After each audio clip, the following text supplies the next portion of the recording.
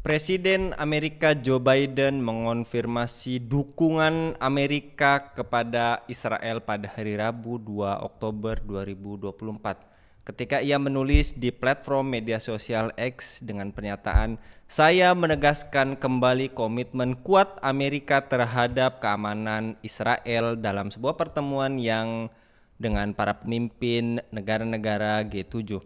Kemudian dukungan Biden ini muncul pada saat Timur Tengah berada dalam kondisi pergolakan yang dimulai ketika kelompok Islam militan Hamas yang dianggap sebagai kelompok teroris oleh Amerika Serikat, Inggris, Jerman, Uni Eropa, dan beberapa negara lainnya ketika melakukan penyerangan terhadap negara Zionis Yahudi pada 7 Oktober 2023.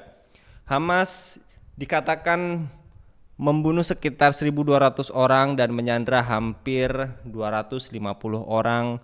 Sekitar 100 orang sandera masih disekap di Gaza. Apakah serangan Israel menggila bentuk kekalahan politik dunia Arab terhadap Amerika Serikat dan Israel? Apakah para penguasa dunia Muslim takut dibunuh Israel? Dan apakah jika umat Islam di dunia bersatu, Israel dan Amerika tak akan berani berulah kembali? Untuk membahasnya kami terhubung dengan Bung Hasbi Aswar dari Geopolitical Institute. Kita sapa terlebih dahulu. Assalamualaikum warahmatullahi wabarakatuh, Bung Hasbi. Wassalamualaikum warahmatullahi wabarakatuh, Bung Anggi. Baik, Bung Hasbi, di seluruh dunia telah mendengar dan menyaksikan kekejaman entitas Yahudi. Mereka menghancurkan rumah-rumah warga, mereka juga mengejar para pejuang perlawanan dan membunuh mereka di bawah maupun di atas tanah. Apakah kejahatan-kejahatan mereka di kalangan masyarakat Syam meningkat tanpa perlawanan signifikan dari para penguasa dunia Muslim khususnya, Bung?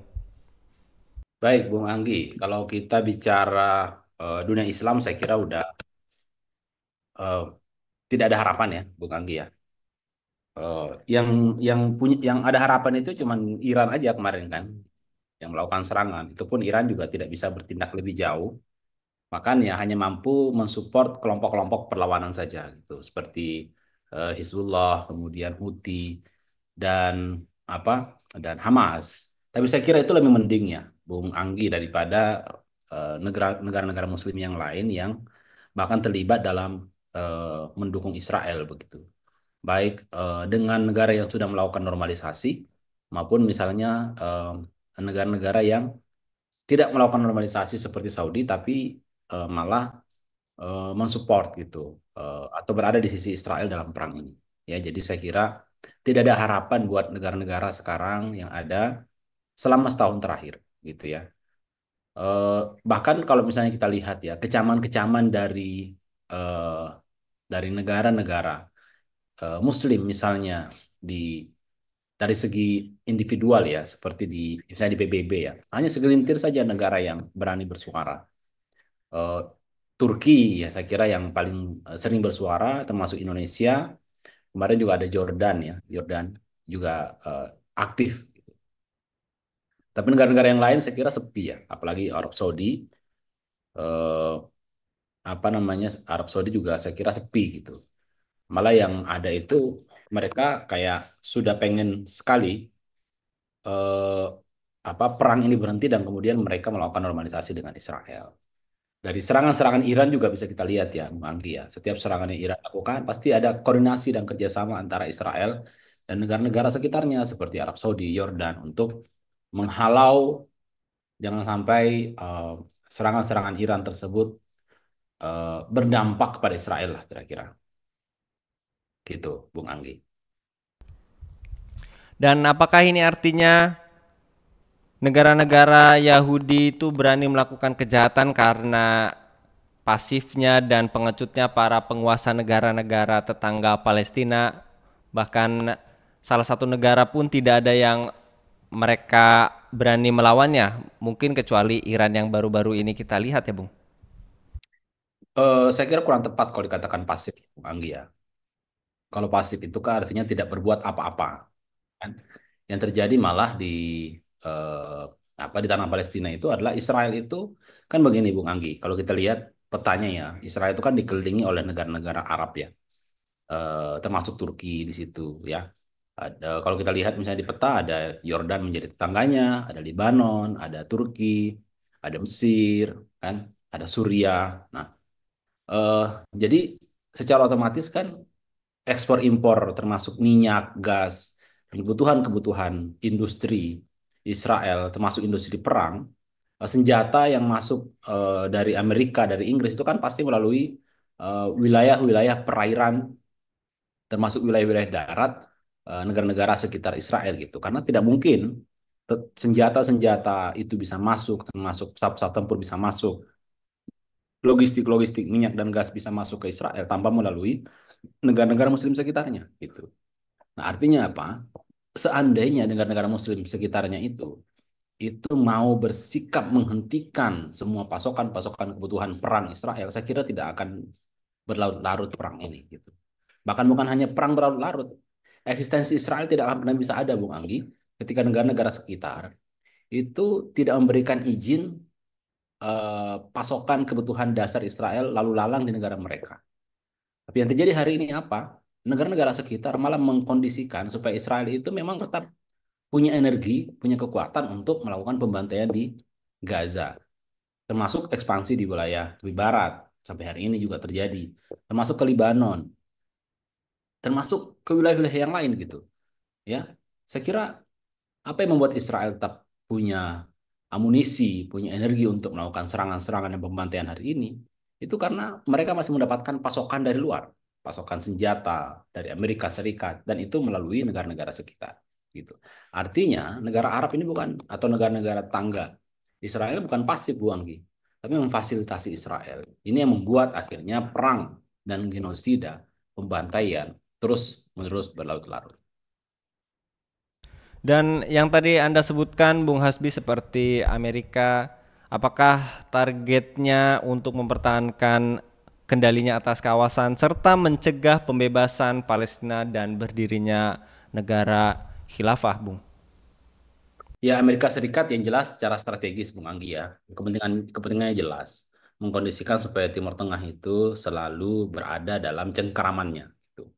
Dan Israel itu adalah salah satu pion, ya, salah satu apa namanya eh, cara untuk menggapai strateginya tersebut. Gitu. Biar Timur Tengah itu tetap di bawah kontrol Amerika Serikat, agar semua kekayaan-kekayaan yang ada di situ, kekayaan alam, minyak, ya, itu tetap bisa dikontrol, eh, apa bisa tetap mengalir ke Amerika dan negara-negara sekutunya. Itu yang pertama, yang kedua, secara dalam aspek keamanan, eh, negara-negara Timur Tengah itu tetap setia kepada Amerika Serikat dan eh, kelompok-kelompok yang berpotensi mengancam Amerika, khususnya gerakan-gerakan Islam itu tetap bisa digebukin terus-menerus dan ditahan biar mereka tidak menjadi ancaman. Nah, saya kira itu yang kedua. Yang ketiga adalah Amerika juga menjaga supaya Cina dan Rusia tidak mengambil alih dan tidak mereduksi atau tidak mengambil alih kekuatan atau dominasi Amerika di sana. Karena Cina kan dan Rusia juga berupaya tentunya, Bung Anggi ya. Mereka juga punya kepentingan di Timur Tengah gitu. Cina banyak mengimpor minyak, Rusia juga sama, ya kan? Eh, apa Timur Tengah itu pada akhirnya menjadi jalur yang sangat penting bagi semua negara-negara besar. Karena Timur Tengah itu kan jalur pertemuan antara berbagai benua, Bung Anggi. Itu negara tengah, ya, atau ada yang ahli geopolitik mengatakan heartland, ya, jantungnya dunia, gitu. Kenapa dikatakan jantungnya dunia? Karena kalau Timur Tengah itu berhenti dan kemudian tidak stabil, maka eh, berbagai pelayaran, penerbangan, dan urusan-urusan komersial yang lain itu akan banyak terganggu, dan itu pasti akan mengganggu apa arus perekonomian dunia gitu. Minyak di sana ya, negara-negara Timur Tengah adalah negara-negara penghasil minyak terbesar di dunia, termasuk jalur strategis gitu. Nah, eh, sehingga Amerika Serikat merasa bahwa ya penting sekali atau menjadikan Timur Tengah itu menjadi eh, apa apa menjadi sebuah hal yang penting, prioritas utama. Saya kira itu hal yang menjadi kepentingan utama Amerika, yang membuat Amerika tetap menjadikan Timur Tengah itu harus selalu di bawah kontrol, walaupun harus menghabiskan miliaran dolar ya. Setahun ini aja Bung Anggi, sekitar 17 sampai 20 miliar dolar yang dihabiskan di Timur Tengah untuk mensuplai kekuatan militer Israel. Padahal secara normal setiap tahun itu Amerika hanya mensupport sekitar 3 miliar dolar saja atau sekitar 45 miliar rupiah ya. Nah, kalau dalam setahun ini Bung Anggi itu sekitar 17 miliar dolar atau sampai 20, artinya sekitar 300 miliar rupiah yang Amerika sudah bantu ke Israel. Kenapa bisa seperti itu? Karena Amerika tidak ingin ketika Israel kalah di Timur Tengah, kemudian yang akan mengambil alih kekuatan dan kekuasaan di Timur Tengah itu adalah kekuatan-kekuatan yang anti Amerika Serikat. Nah, kalau itu terjadi, maka kepentingan strategis global Amerika Serikat akan hilang dan malah ini akan membuat kekuatan Amerika turun dan kemudian bisa menghancurkan Amerika Serikat sendiri. Gitu. Seperti misalnya Al-Qaeda, Bu Anggi ya. Al-Qaeda itu kan pertama kali terbentuk di Timur Tengah. Nah, Al-Qaeda ternyata kan ketika Al-Qaeda itu punya sebuah basis militer, maka dia bisa melakukan serangan kepada negara-negara besar. Nah, Al-Qaeda saja contohnya seperti itu. Nah, dan Amerika sangat paham sekali ketika sebuah kelompok di Timur Tengah itu berhasil membangun sebuah kekuatan, maka itu akan merugikan Amerika Serikat sendiri. Nah, makanya apa namanya Amerika Serikat tidak akan bisa membiarkan ya munculnya kelompok-kelompok yang akan merugikan Amerika Serikat di Timur Tengah. Termasuk saya kira adalah kelompok-kelompok yang memperjuangkan khilafah ya. Karena bagi Amerika Serikat, khilafah atau ideologi yang bertentangan dengan kepentingan Amerika itu adalah sebuah ancaman buat kepentingan mereka. Bukan hanya khilafah sebenarnya ya, di era Perang Dingin komunisme pernah masuk ke sana. Dan itu bagaimana Amerika Serikat merugikan kepentingan Amerika sehingga itu harus dibendung sedemikian rupa. Nah, setelah Perang Dingin selesai, laporan-laporan di Rand Corporation itu melaporkan bahwa musuh utama Amerika setelah Perang Dingin itu adalah gagasan politik Islam yang menurut mereka itu adalah fundamentalisme Islam. Sehingga sampai hari ini Amerika itu menghabiskan miliaran dolar investasinya untuk mengkondisikan supaya Timur Tengah itu tidak dikuasai atau potensi-potensi politik Islam di sana tetap bisa diredam. Salah satunya dengan apa? Dengan mendukung terus Israel dan berupaya untuk melakukan normalisasi antara Israel dan negara-negara Muslim di Timur Tengah. Biar apa? Biar mereka tuh semua kerjasama untuk memastikan bahwa Timur Tengah tetap aman, stabil dari kelompok-kelompok yang berpotensi membahayakan kepentingan Amerika dan kapitalisme global. Nah, gitu Bung Anggi. Ya. Jadi jika Khilafah Rosidah bisakah mengakhiri pendudukan Zionis hanya dalam beberapa jam saja, Bung Hasbi? Iya, saya sekira pasti ya, Bung Anggi ya. Kalau beberapa jam mungkin em, itu bahasa hiperbola ya menurut saya. Tapi yang menjadi inti adalah bisa tidak mengambil sikap yang cepat. Ya, saya kira sejarah sudah menunjukkan itu ya. Bagaimana Nabi misalnya melakukan pengusiran terhadap Bani Qainuqa, terus Bani Quraidah ya, yang melakukan pengkhianatan. Bani Qainuqa itu yang melakukan pelecehan terhadap warga mereka, warga Yahudi, melakukan pelecehan terhadap seorang muslimah di pasar, seorang muslimah, ya, kemudian akhirnya mereka diusir. Gitu.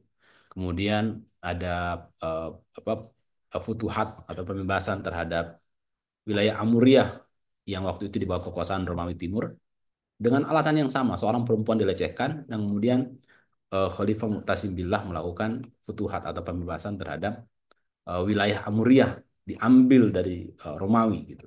Hanya karena satu perempuan, satu muslimah yang dilecehkan. Nah, ini apalagi ketika kita bicara mengenai kondisi sekarang gitu, bukan hanya satu, tapi puluhan ribu. Jadi dari sekian 41 ribu lebih yang tewas yang dibantai oleh Israel di Gaza itu kan sebagian besarnya adalah anak-anak dan kaum wanita.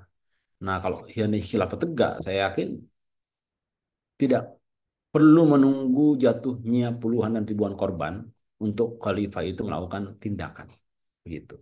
Dimanapun itu pasti akan dibantu ya, seperti dalam sejarah misalnya perang Aceh ya kan, Khilafah Utsmani mengirim pasukan, mengirim bantuan senjata, eh, bahkan memberikan pelatihan-pelatihan kepada para pejuang di Nusantara waktu itu untuk melakukan perlawanan terhadap Belanda. Cuman sayangnya waktu itu sejarah kan, dalam sejarah itu kan Khilafah Utsmaniyah juga sibuk berperang gitu. Coba seandainya tidak sibuk berperang, wah itu pasti udah luar biasa. Kita juga punya sejarah Bung Anggi ya, di mana Kesultanan di Nusantara itu bekerja sama untuk melakukan perlawanan terhadap Kompeni Belanda di Melaka, termasuk juga di waktu itu di Sunda Kelapa ya, sampai akhirnya Sunda Kelapa bisa ditaklukkan dan kemudian eh, apa oh, di situ Belanda menjadi kalah gitu. Nah ini menjadi menurut saya menjadi sejarah yang penting buat kita ketika kaum muslimin yang mengambil alih kekuasaan, maka mereka tidak memikirkan apapun kecuali melakukan perlawanan dan perjuangan untuk membela saudara-saudaranya semuslim. Saya kira itu Bung Ang. Baik, jazakallah Bung Hasbi untuk pemaparannya pada kabar petang kali ini. Mudah-mudahan apa yang telah kita diskusikan ini menjadi memang tidak ada lagi solusi satu-satunya, yaitu dengan menumpas Zionis Yahudi. Jika dalam waktu singkat ya tadi yang dikatakan Bu Hasbi, kita sama-sama memperjuangkan tegaknya khilafah Rasyidiyah. Jazakallah sekali lagi Bung Hasbi, mudah-mudahan Bung Hasbi senantiasa dilindungi oleh Allah Subhanahu wa taala dalam setiap aktivitasnya. Nih. Demikian pemirsa Hilafah News yang dirahmati Allah, dukung dengan subscribe, share, dan like. Semoga menjadi kebaikan bagi kita semua di dunia dan di akhirat. Saya Anggi Suwanradi undur diri. Assalamualaikum warahmatullahi wabarakatuh.